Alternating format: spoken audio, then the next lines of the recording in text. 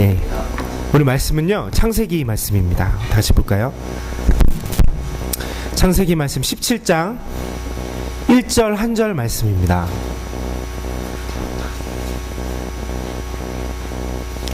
창세기 17장 1절 딱 한 절 말씀입니다. 우리 다 찾으셨으면 아멘. 우리 재현이만 너무 빨리 아멘을 해가지고 예 그런 것 같았어요. 예.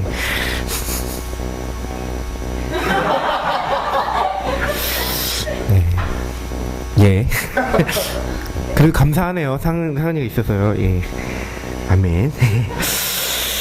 우리 창세기 17장 1절 말씀 한 절이니까 우리 다 같이 한 목소리를 한번 읽어보도록 하겠습니다. 시작. 아브라함이 99세 때에 여호와께서 아브라함에게 나타나서 그에게 이르시되 나는 전능한 하나님이라 너는 내 앞에서 행하여 완전하라. 아멘. 오늘 말씀의 제목은요 완벽함이 아닌 완전함으로 라는 제목입니다. 완벽함이 아닌 적으세요 빨리. 예, 완벽함이 아닌 완전함으로 라는 제목으로 함께 말씀을 나눠보도록 하겠습니다. 예. 오늘 찬양기도를 한 20분 하셨는데 말씀이 더 짧을 수도 있어요. 그러니까 여러분 졸지 마시고요 집중해서 노력해 보겠습니다. 20분 이내로. 자, 오늘 말씀은요 하나님께서 아브라함에게 주신 말씀입니다. 그가 99세가 되었을 때 그에게 나타나셔서 해주신 말씀입니다. 오늘 말씀 본문의 1절만 읽었지만 이 17장 창세기 17장이 담고 있는 내용은요 한마디로 요약하면 2절 이하의 내용을 요약하면요 한마디로 할례라고 할 수 있을 겁니다. 여러분 가지신 성경책에 좋은 성경책들은 빨간색으로 이렇게 제목으로 할례 이렇게 써 있을 겁니다. 오늘 말씀 2절 이하에 우리가 읽어보지 않은 부분에는요 하나님께서 아브라함에게 이전부터 계속해서 해오셨던 그 약속들을 다시 한번 갱신하는 이야기를 담고 있습니다. 새로운 약속들을 주시는 게 아니라 이전에 아브라함에게 하셨던 그 약속들을 다시 한번 확신을 주시고 그에 대한 증표로 할례를 행해라 라고 말씀하고 계시는 게 바로 오늘 17장의 내용입니다.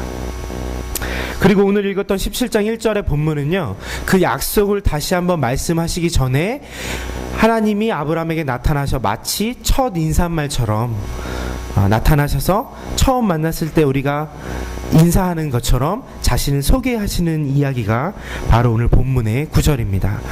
다시 한번 읽어볼까요? 제가 한번 읽어드릴게요. 아브라함이 99세에 여호와께서 아브라함에게 나타나서 그에게 이르시되 나는 전능한 하나님이라 너는 내 앞에서 행하여 완전하라. 약속을 이루어 주실 그분께서 처음 지금 아브라함에게 나타나셔서요 자기를 뭐라고 소개하시냐면 전능하신 분으로 소개하고 계십니다. 영어 성경은 Almighty라고 영어를 잘 못해서 최대한 막 원고에서 영어를 빼려고 했는데 이건 뺄 수가 없었습니다. 전능한 하나님의 전능한은 올마이티하다는 거예요. 하나님이 모든 것을 할 수 있으시다는 겁니다.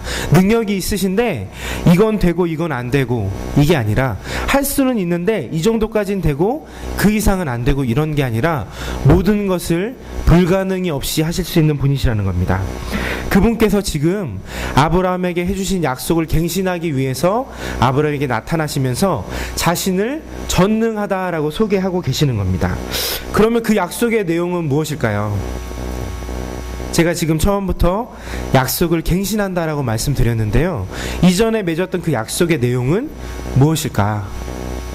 창세기 12장과 15장을 보면 알 수 있습니다. 그렇게 두 번 아브라함에게 나타나신 하나님께서 아브라함에게 어떤 약속을 주시냐면 12장에서는요 땅에 대한 약속을 주십니다. 내가 너에게 가나안 땅을 너에게 줘서 이 땅으로 너의 유업이 되게 할 것이다 라는 약속을 주시고요 15장에는 자손에 대한 약속을 주십니다. 아브라함아 하늘의 별들을 봐라. 별이 잘 보였나 봐요. 서울은 별이 잘 안 보이는데 별이 막 엄청 많았나 봐요. 하늘에 떠있는 저 수많은 뭇별들을 봐라. 저 별들과 같이 너의 자손들이 이 땅에서 내가 너에게 허락할 이 땅에서 너의 자손의 수가 많아지게 할 것이다 라고 약속을 주시는 겁니다.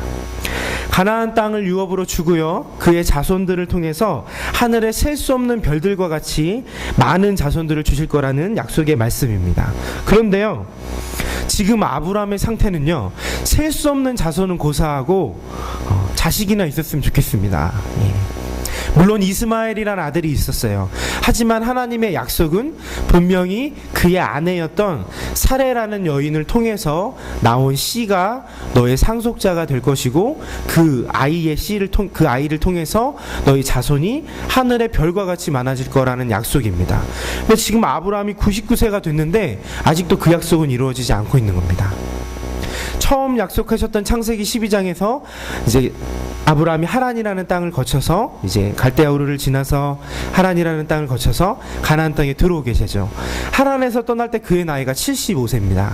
75세 때 하나님이 처음 약속하셨는데 99세가 된 지금에도 그 약속이 이루어지지 않고 있는 겁니다. 아, 하나님 무슨 셀 수 없는 자손입니까? 한 명이라도 아들이라도 빨리 주세요. 라는 마음이 있었는지도 모르겠습니다. 아니 어쩌면요 포기했을지도 모르겠습니다. 벌써 약속한 지 몇 년이 됐죠? 24년이 흘렀습니다. 우리는 성경을 단편적으로 보고요 성경책으로 넘기면 1, 2분이면 이 내용들이 넘어가지만 20여 년이 지난 겁니다. 우리 아브라함의 믿음을요 그냥 쉽게 보면 안 돼요. 예. 우리는 그냥 아브라함이 참고 기다려서 아들을 기다렸구나, 성경책 한 장 1, 2분 만에 넘어가지만 이 한 장에는 20년 동안 아브라함이 그걸 붙잡고 살아온 그런 삶이 들어있는 겁니다. 어쩌면 아브라함은요 그 20여 년의 세월을 견디면서 포기했을지도 모르겠습니다. 분명히 하나님이 약속을 주셨는데 벌써 20년이나 지났어. 안 되나 보다. 사레를 통한 아들이 아니라 여종 하갈을 통해 낳은 이스마엘로 하여금 나의 상속자가 되게 하시려나 보다 라고 생각했는지도 모르겠습니다. 자기는 99세가 되었고요 어느덧 자기 부인인 사레의 나이도 90세가 되었습니다. 이거는 아예 그냥 포기하고 있었는지도 모르겠습니다. 그렇게 생각하고 있고 뭔가 좀 체념하고 있는 아브라함에게 지금 하나님께서 다시 찾아오신 겁니다.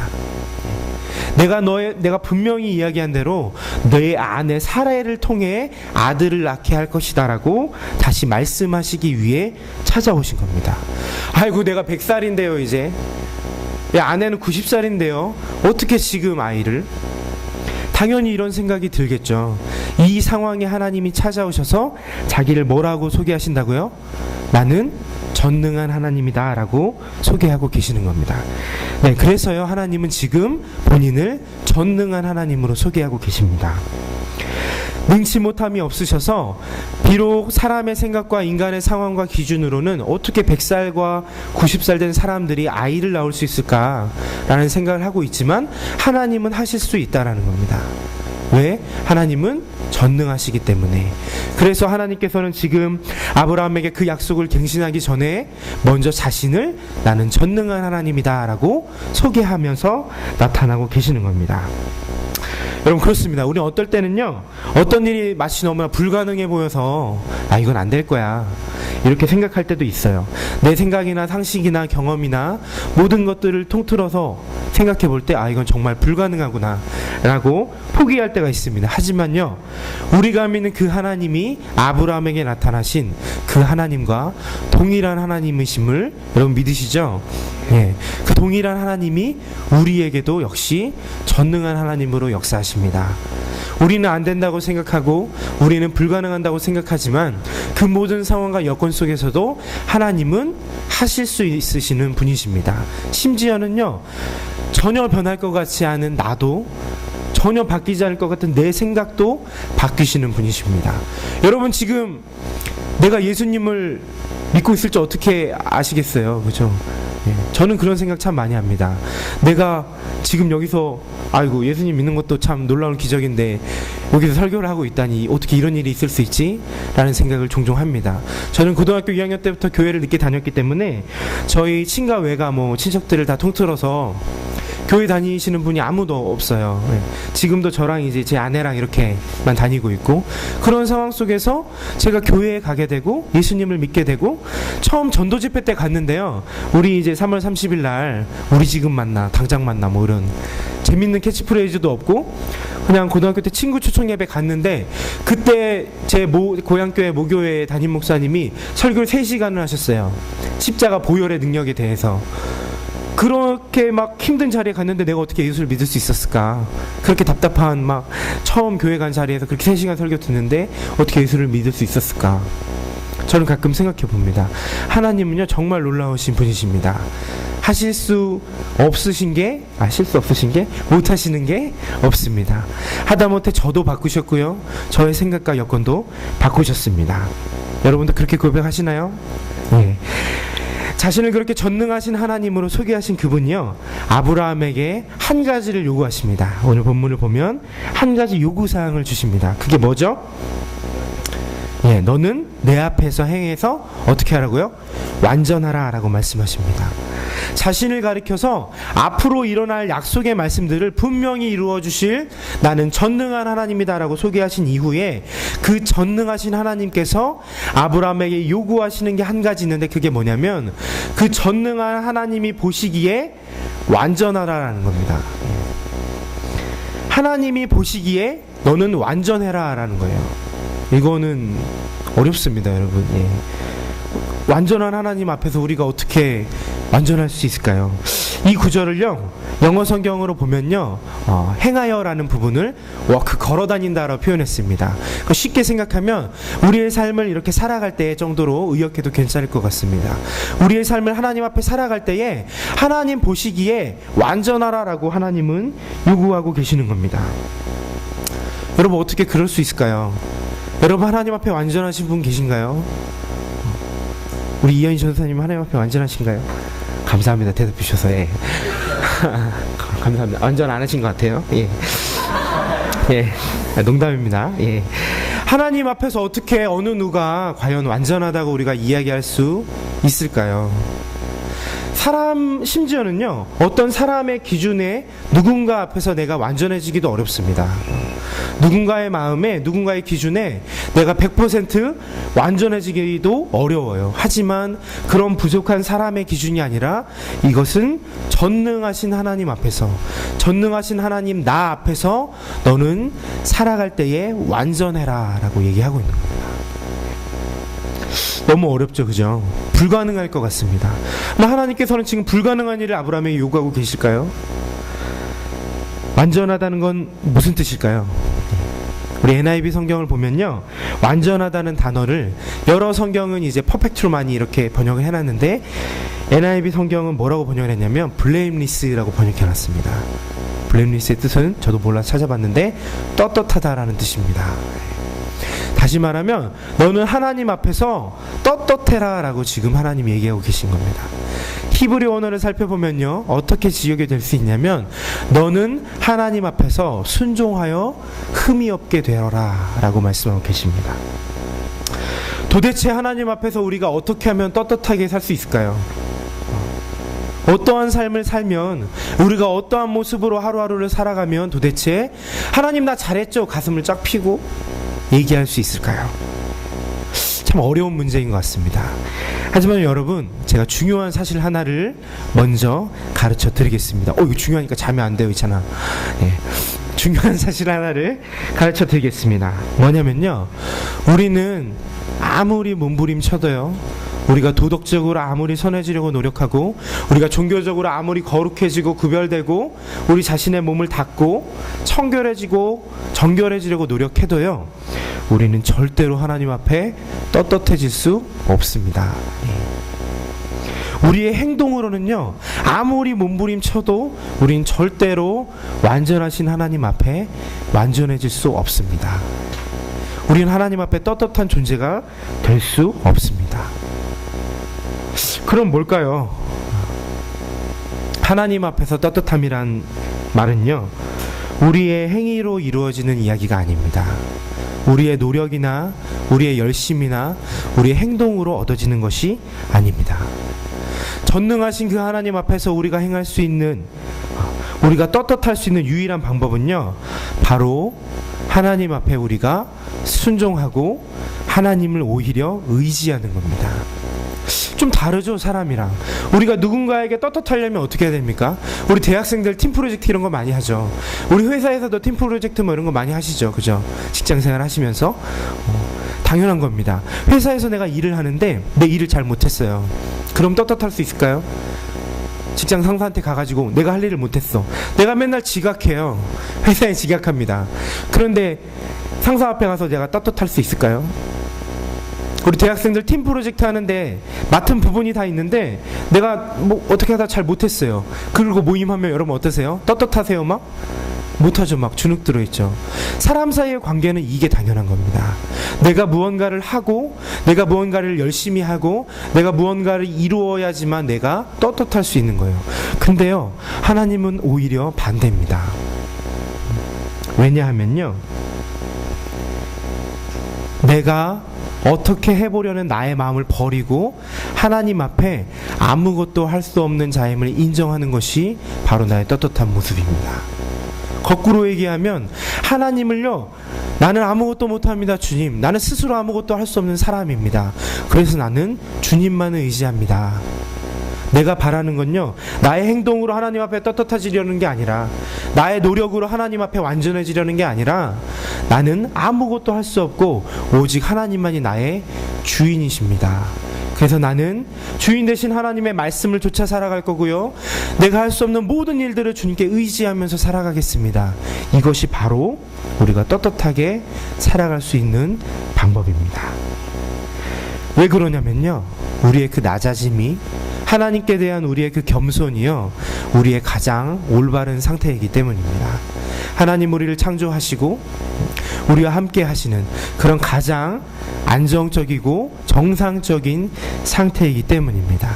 하나님이 하나님 되시고 내가 사람인 나 같은, 하나님이 주인 되시고 내가 종이 된 이 관계가요, 우리에게 가장 정상적인 올바른 상태이기 때문입니다.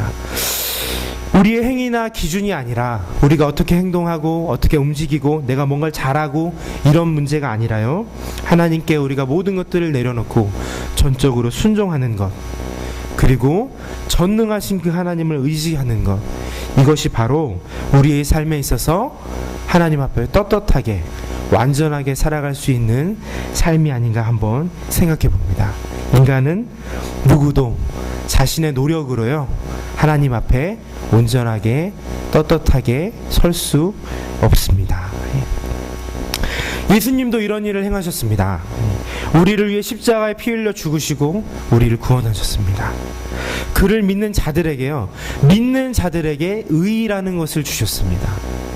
예수 그리스도의 십자가를 믿기만 하면요, 이제는 의라는 칭의를 우리에게 허락해 주신 거예요. 우리가 어떻게 뭔가를 행위를 하고 열심을 내고 노력을 해서 그래 너 의롭다 해주신 게 아니라요, 예수님이 하신 그 일들을 우리가 믿기만 하면 우리로 하여금 의라는 걸 주셨습니다.